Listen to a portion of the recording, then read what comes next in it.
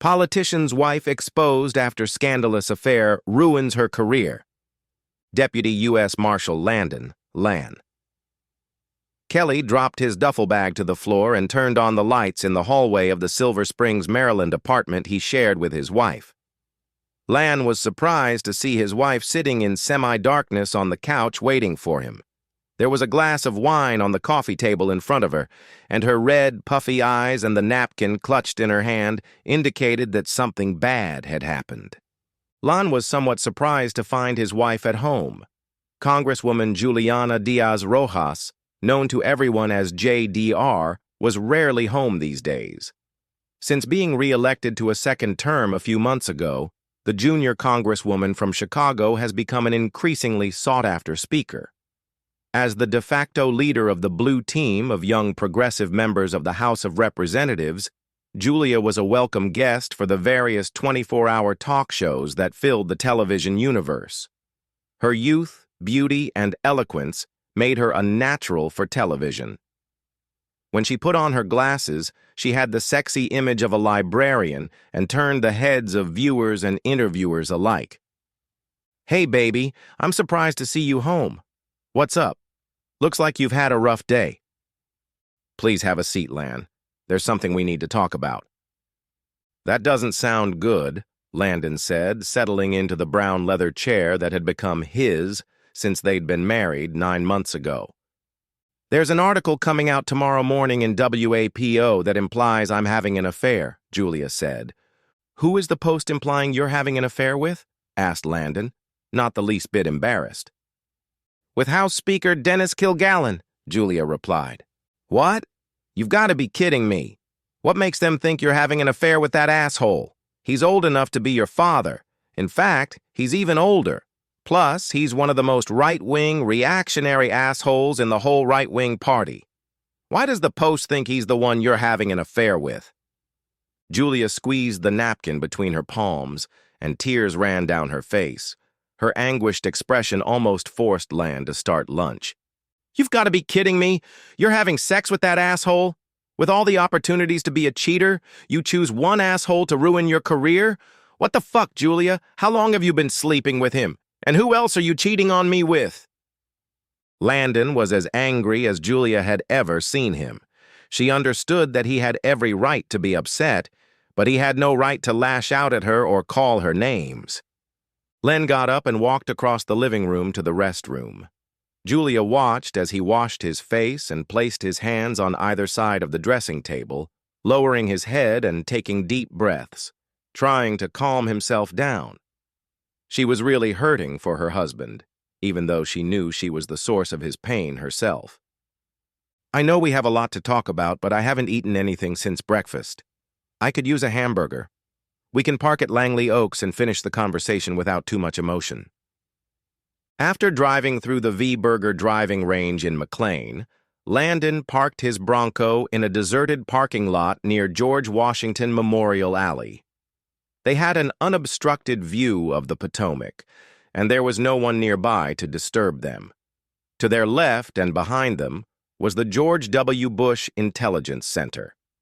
Under other circumstances, it would have been a romantic place from which to sit and look out over the river.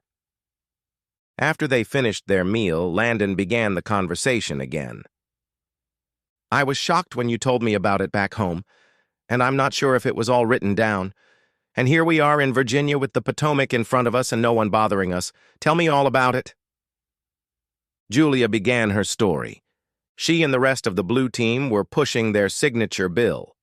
It was a bill that would completely overhaul the healthcare system in the United States. With Democrats in charge of the Senate and Republicans in charge of the House of Representatives, it is nearly impossible to get any meaningful legislation passed. And this bill was going to be the most important in 50 years. "You know, the United States has the best doctors, but the worst healthcare system in the world. We're the most developed country the world has ever known, yet we have the 56th highest mortality rate. The 55 countries with better mortality rates than us have some form of universal health care. Somewhere someone decided that access to health care should be tied to work. No other country has that. We have an amazing law that would completely change the healthcare system in this country, and the right-wingers want to block it." Landon had heard this impassioned speech from Julia so many times that he no longer considered it an impassioned speech, but rather a shrill rant. He agreed with her, but secretly thought she and the blue team were tinkering with windmills. If there was money to be made on maintaining the status quo, then the status quo would be maintained. He let Julia rant for a moment, and then gently brought her back to the topic. "So how did working to pass this bill lead to you and Speaker Dipshit making love?" Julia blushed at such a question. "It happened gradually and then all at once. We met for weeks to discuss the bill. Privately, he admitted it was a good bill, but publicly, he couldn't support it. We've had half a dozen meetings over the last 3 months to try to come to an understanding." "And have you found one?" asked Landon. "You came to an understanding?" Landon's sarcasm didn't go down well with Julia. "Our last meeting was 2 days ago. He invited me to his townhouse to make an informal agreement. He could not publicly support the bill, but agreed that his party in the House would not actively fight it.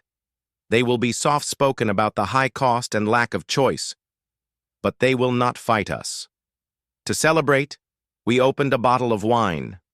When we finished it, he opened another bottle."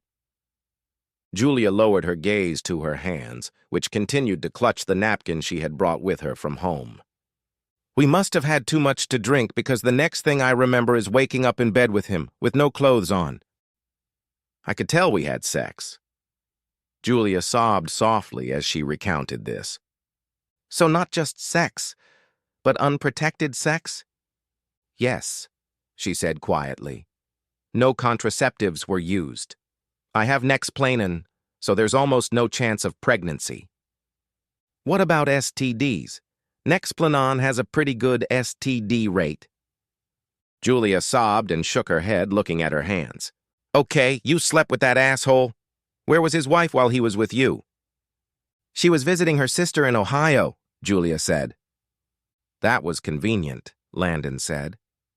"So how did that lead us to the Washington Post having the story?" "I think there was a reporter watching his house. They have pictures of me arriving in the evening and leaving the next morning in the same clothes." "That's another handy thing," Landon said. "Do you think I was set up?" asked Julia. "Dennis set me up to trick me?" "I doubt the goon is smart enough to come up with something like that, but someone did." Jack thought for a moment before asking the next question. "How do you know the Post has the story and the pictures?" "They called both of our offices looking for comment. We denied anything had happened, and then they emailed the photos. They were time-stamped, and they look pretty bad. I look like I've been through the crucible." Landon rolled his eyes at her description of herself. Exactly what every husband wanted to hear. His wife was being used by another man. "What's your plan? What are you and Dennis going to do next?" "That's where I need you," Julia said. "When I make a statement to WAPO, I need you to make one too. You'll say that you were aware that I slept over at Congressman Kilgallen and his wife's house in their guest room after the night's meeting. You see, they didn't know his wife was out of town. If both spouses make statements confirming what we're saying, all of this will disappear." Julia leaned over the console, took Landon's right hand, and looked at him seriously. "Everything will go back to normal." Landon thought for a moment before answering. "If I agree to this, I need complete honesty on your part. It's your only chance at amnesty. I'm going to ask you some questions about things that bother me. Some I know and some I suspect. You don't know which is which, so this is your only chance for forgiveness. Do you understand me?" Julia followed Landon's lead, but she didn't like it. "What if I don't want to answer the question? Then I don't testify. Besides, I'm informing the Post that I'm filing for divorce." Julia sighed. "You won't do that. It would ruin my political future." "Then you'd better be very honest in your answers," Landon said. He noticed that she was worried about her political future, but didn't mention the impact on her marriage. Julia nodded in reluctant agreement. Question number 1. Have you had sex with any man or men other than me or the congressman since we've been married? Tears came to Julia's eyes as she nodded. Pedro Luis Molvano and Brett Atchley, Yankee third baseman and A-list actor. Landon shook his head. I suspected Molvano because I knew you followed each other on social media. I had no idea about Atchley. He had just won an Oscar for directing. Remember, I was invited to the awards ceremony, but you couldn't go. Lan nodded. I remember. I had to transport that serial gangster from Richmond to Omaha. Landon shook his head disappointedly, looking at his wife. While I was transporting a dangerous criminal, you were having sex with a bad actor from Boston. A married actor, if memory serves me correctly. We've been married for 9 months. 9 short months, and you've already cheated with 3 other men.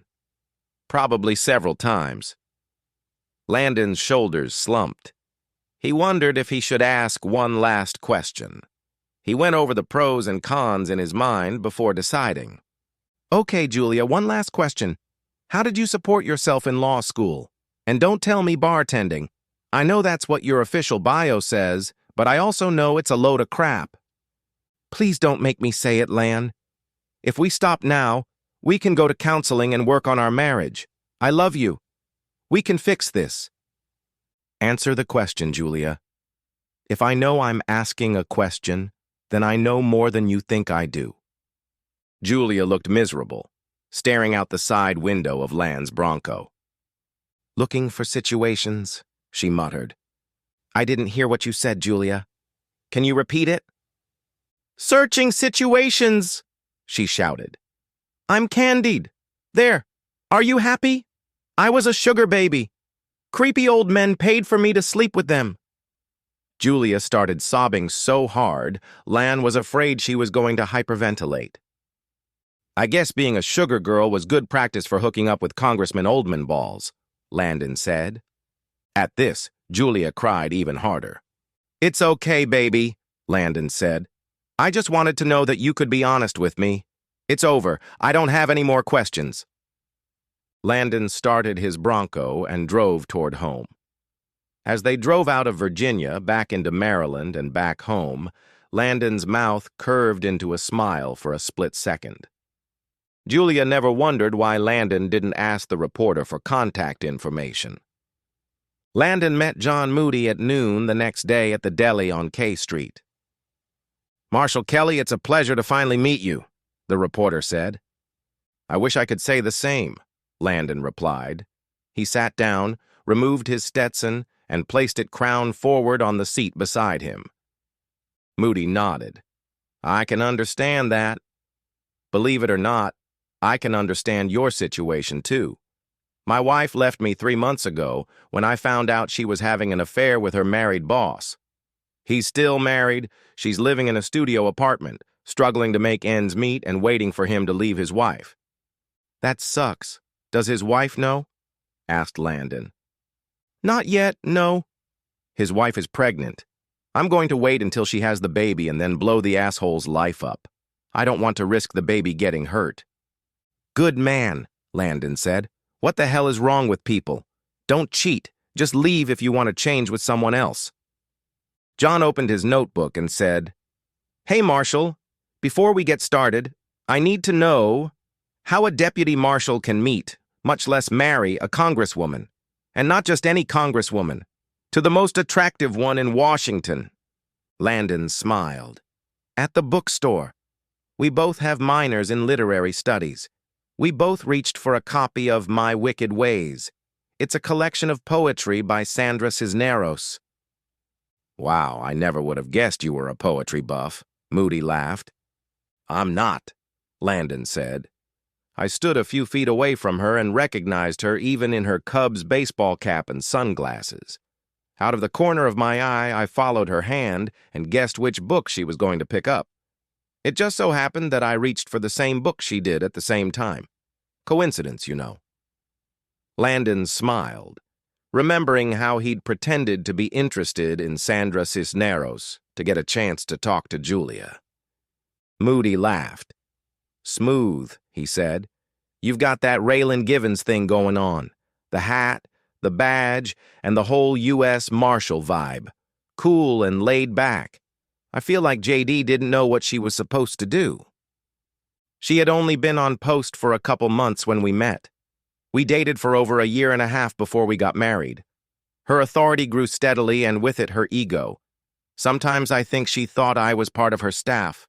After a couple months, I closed the subject. She apologized and promised to make it up to me. And we've been happily married ever since, right? Landon grinned unfunny, holding out a flash drive to Moody.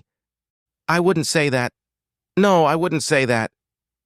Moody took the flash drive and examined it as if he'd never seen it before. So, what's on it? He asked. I recorded a conversation between me and Julia last night, Landon replied. Marshal Kelly, I appreciate you contacting me last week. What you told me about what you thought might happen when you left town was excellent. When you told me there would be a confrontation when you got home last night, I had no idea what to expect. But not this. Moody motioned the flash drive across the table back to Landon. Marshal, this won't help me. I can't use it. Oh, you absolutely can use it. No doubt about it. 100% guarantee. Moody shook his head. Anything you've written down at home I can't use. Not without your wife's consent. Landon smiled. Trust me, you can use it. Okay, Marshal Kelly, what makes you so sure I can use this recording? Because last night when I got home I felt like V-Burger, Landon said. Oh, said Moody, confused by the sudden change. I'm not following you. Have you ever had a V-Burger? Asked Landon. Best cheeseburgers in the tri-state area.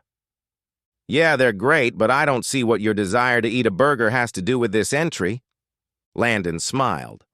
Although there are several W Burgers in Maryland, I prefer the one in McLean, in Virginia.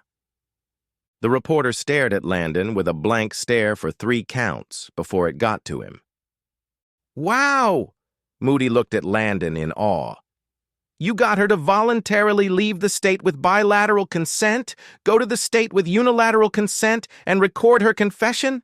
Sir, I respect you. Landon smiled bitterly. I'd rather have a faithful wife. Moody inserted the flash drive into his computer, plugged in his headphones, and began listening and taking notes. As he sipped his coffee, Landon began doom listening to the topic of infidelity on his iPhone. When the recording ended, Moody shook his head and looked at Landon with admiration. Man, that was really impressive. What she confessed to is going to blow up her career. But what about you two? How will you stay married if you let me do this? He asked, pointing to the flash drive. Stay married?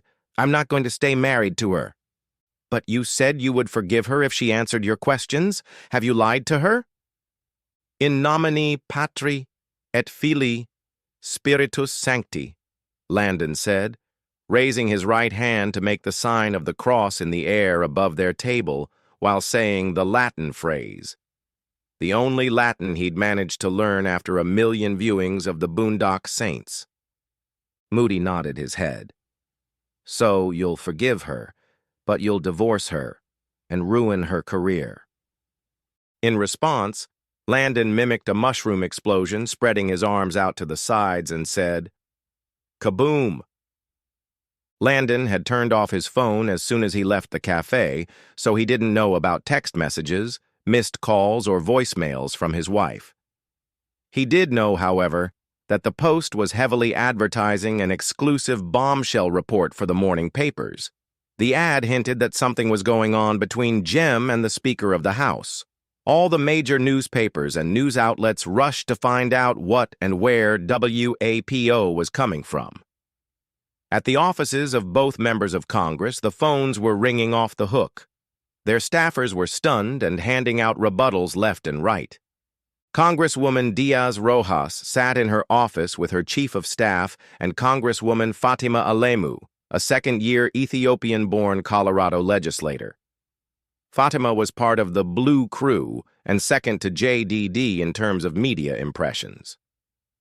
I can't believe you had sex with Kilgallen, Fatima said. How was it?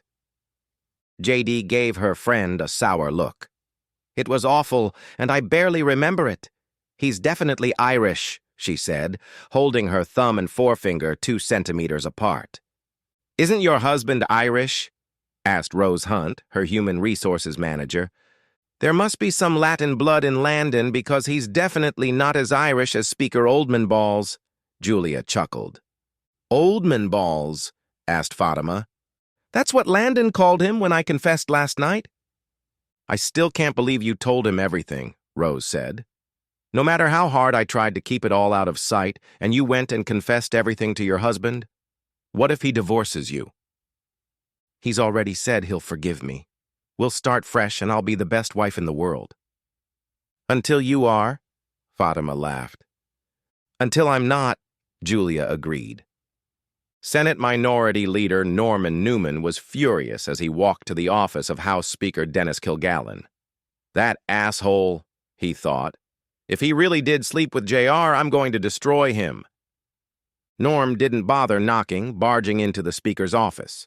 Dennis Kilgallen sat in an embrace with Fred Ford, his chief of staff, on a $20,000 white leather Kekati sofa paid for by U.S. taxpayers.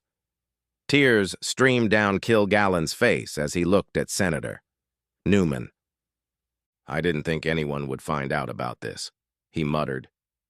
It would kill me at home. Norm felt no sympathy. So what happened? You thought you'd rip off some Mexican woman and no one would find out? Actually, I think the Congresswoman is Puerto Rican, Fred said. Newman looked at Chief of Staff Kilgallen with irritation. Is that better, nitwits? He bellowed, shifting his gaze from Kilgallen to his Chief of Staff. Fred knew that the best answer to that question was no answer. What am I supposed to do? Kilgallen howled. Does WAPO have anything on you? They have pictures of a woman who came to my house and left wearing the same clothes the next morning. My wife was in Ohio, but no one knows about it. She testified that she was home and that nothing happened. It's costing me another prenup. A bitter, resigned expression appeared on Kilgallen's face. That's a good thing. Your wife has your back. So, what else you got?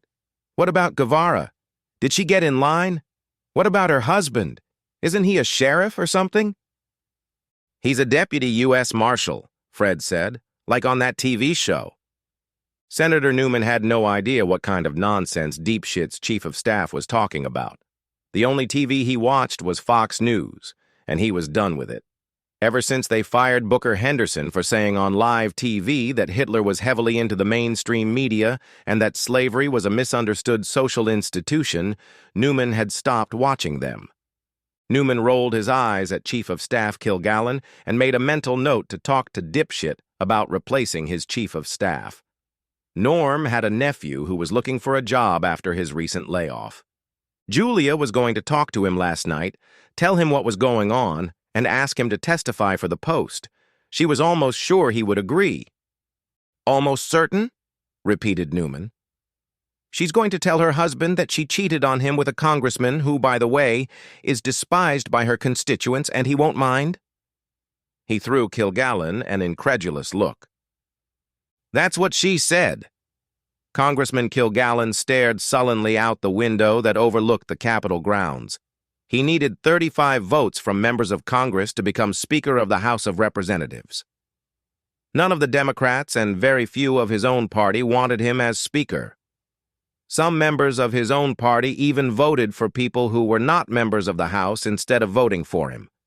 Either way, since it wasn't a vote for Dennis Kilgallen, it was a vote against him. He sold his soul to the extreme right wing of the party to secure the position of Speaker of the House. The thought that he might lose that seat to a woman was a bitter pill to swallow. Senator Newman just looked at Kilgallen, who sat there sobbing.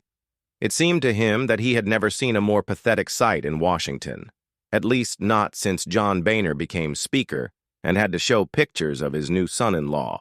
Julia was beyond furious when she got home to her apartment in Silver Springs.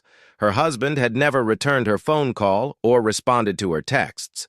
She found the WAPO reporter's contact information and realized Landon had never asked for her.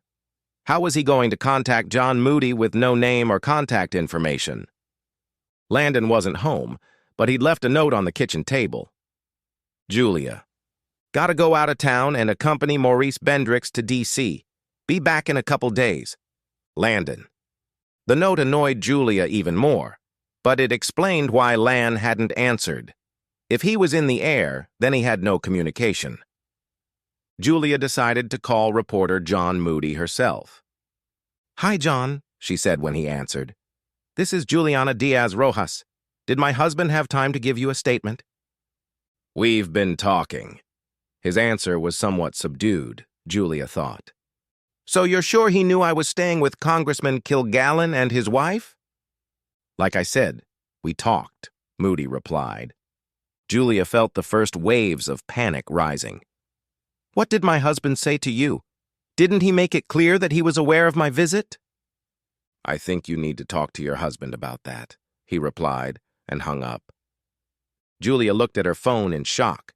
Never before had a reporter hung up on her. She picked up Landon's note and reread it. He had never before given the name of the prisoner he was transporting.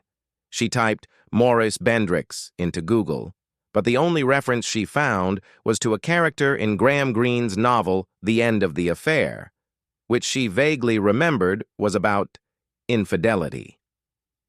Julia suddenly felt dizzy and sank heavily onto the couch.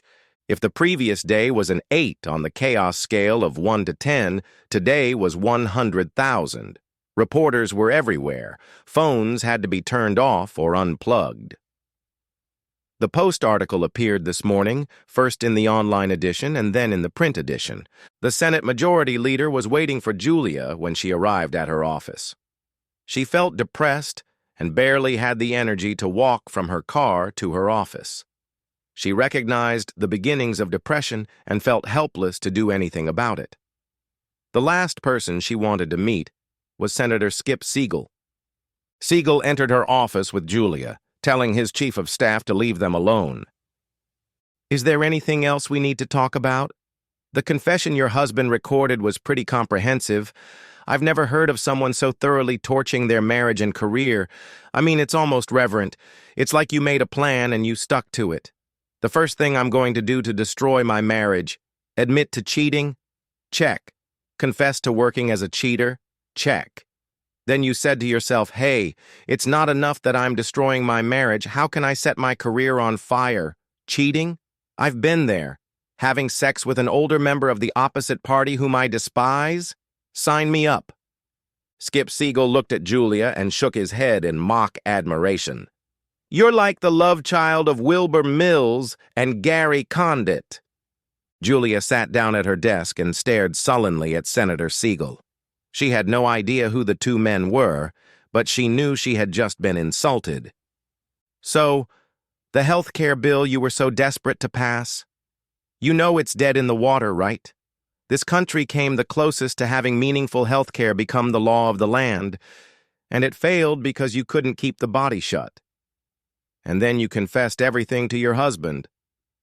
Skip Siegel looked at Julia and shook his head, thinking it was all for nothing as she sobbed at her desk. What happens now? Coleman Kelly asked his cousin. He and Landon were sipping bourbon on the spacious porch of the Kelly family ranch. Landon had arrived last night and Cole had arrived this morning. Landon took a sip of his Milam and Green triple cask bourbon and sighed. Texas distilleries were starting to produce the best whiskey in the world, and in his opinion, the three ladies behind Milam and Green were the best of the best. Divorce, that's for sure, he replied. I'm not sure her career will survive it, but then again, I don't really care. I have an appointment with Darrigan Sullivan from Family Law to get things started. I'll take a couple of weeks off to fish and relax. Cole nodded. He was a special agent with the Army Criminal Investigation Division and was currently stationed at Fort Cavazos. It was convenient to the family ranch located 50 miles southwest of Austin and a couple hours' drive from the base. Cole often traveled to the ranch to see his adopted sister and grandmother, and sometimes his father, who lived in Austin itself. Cole took a sip of bourbon. He sympathized with his cousin. He'd had problems with his wife himself before. I can take a few days off. We can spend a few days riding around the ranch. How long has it been since you've gotten on a horse? I bet condo life has softened you up. You know, riding around the ranch sounds nice, but it's been a long time since I've ridden a horse. I guess that's what I need. To trade one body ache for another. Landon took another sip of whiskey and sighed. The end! Subscribe to my channel. Thank you!